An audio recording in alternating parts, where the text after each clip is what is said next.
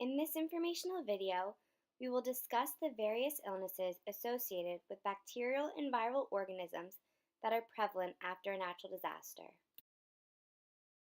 What is tetanus? According to the Center for Disease Control, tetanus is an infection caused by germs.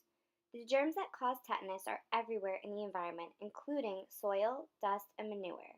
During a natural disaster, one's risk of contracting tetanus may be increased. The germs can get into the body through broken skin. This usually happens through injuries from objects that are dirty with the germs. Certain cuts in the skin are more likely to get infected with tetanus. One way is through wounds caused by an object puncturing the skin. These are called puncture wounds. Such wounds can occur from a nail or a needle. After a natural disaster, such as an earthquake or a landslide, you may be exposed to debris that could cause tetanus. Most wounds occur during scavenging or evacuation after the disaster has occurred. Stepping on or coming into contact with nails or needles is a method that tetanus is transferred into the body. Since earthquakes can occur fast and with little to no warning, the evacuation of people who are likely to get injured may occur. The elderly population, women, and children are more likely to develop cuts and wounds which tetanus enters the body through. Risk of wound infection and thus tetanus are high after an earthquake or landslide. This is because of the difficulties associated with quick access to healthcare facilities and delayed showing of minor injuries. Burns are another way that tetanus can enter the body. Burn wounds that are tetanus prone are ones that require surgery which is delayed for more than 6 hours, or burns that show signs of dying tissue. In addition, burns that come into contact with soil or manure are at risk of contracting tetanus. A natural disaster that increases one's risk of getting burns is natural fires. In general, wildfires are caused by different factors such as high temperatures or drought conditions. States such as California have experienced devastating wildfires in the past. A crush injury can impact any body part, but the most likely are the hands, arms, legs, and feet. This injury is caused by direct pressure that damages tissue, skin, muscles, nerves, and blood vessels. Crush injuries can cause open wounds that tetanus can infect the body through. After a natural disaster, such as a tornado, sinkhole, hurricane, or earthquake, buildings may become unstable. This can result in weak infrastructure that can collapse and injure you, causing a crush injury. When escaping from one of these natural disasters, it is also possible that heavy material can fall and body parts can get trapped under the rubble. Injuries that result in dead tissue are susceptible to contracting tetanus. Dead tissue occurs when an injury goes untreated for an extended amount of time. The incubation period, or time from exposure to illness, for tetanus is usually between 3 and 21 days. This time depends on the kind of wound. Most cases occur within 2 weeks. Usually, shorter incubation periods are seen with very contaminated wounds. According to the Center for Disease Control, exposure to floodwaters does not increase the risk of tetanus, and tetanus immunization campaigns are not needed. During flood cleanup, the risk of wounds may be increased. Thus, one's risk of getting tetanus is also increased.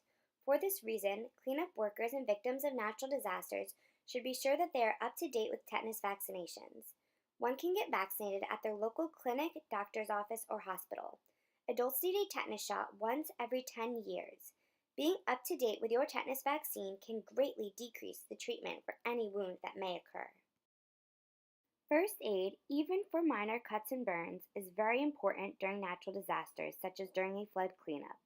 Since tetanus can infect your body through these cuts or burns, immediately clean all wounds and talk to a doctor or other healthcare professional to investigate if you need more medical attention. Watch the wound for the next few days to make sure it heals properly. If you notice swelling, increased pain, or redness, the wound might be infected. If that happens, please go see a doctor. In addition to tetanus, there are other microbes and viruses associated with contaminated floodwater. A microbe is a small organism, such as a bacterium, that can cause a disease. A virus is a small parasite that can infect a living organism and cause a disease. Bacteria found in floodwater includes E. coli, Salmonella, Shigella, and the hepatitis A virus. When you are in the floodwaters, such microbes can get on your skin, and then if you touch your face, it can get in your mouth.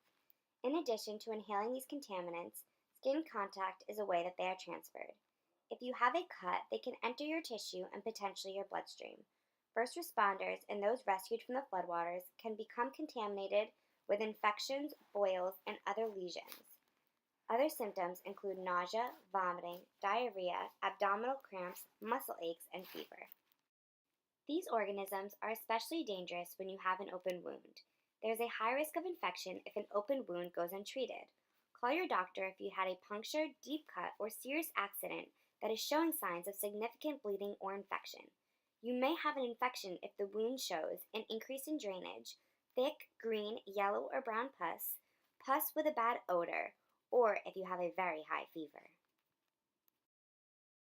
After a natural disaster such as a hurricane, harmful bacteria called Vibrio can contaminate floodwater and cause severe infection.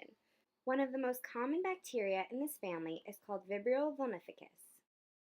Vibrio naturally live in certain coastal waters and are present in higher concentrations between May and October when water temperatures are warmer.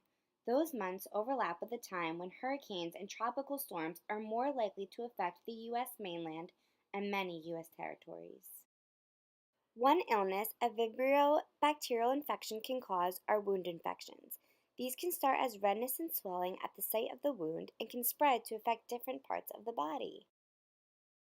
Bloodstream infections can also occur. The symptoms range from fever to dangerously low blood pressure and blistering skin lesions. Anyone can get a Vibrio infection. Those with a weaker immune system or liver disease are more likely to get an infection, but everybody is at risk. You can decrease your risk of infection by following these tips regarding wounds. Avoid brackish water if possible if you have a wound. Cover your wound with a waterproof bandage if necessary. Thoroughly wash your cut. If you develop a skin infection, notify your doctor if your skin has come into contact with brackish water. These infections can be treated with antibiotics. Limb amputation is sometimes necessary to remove dead or infected tissue.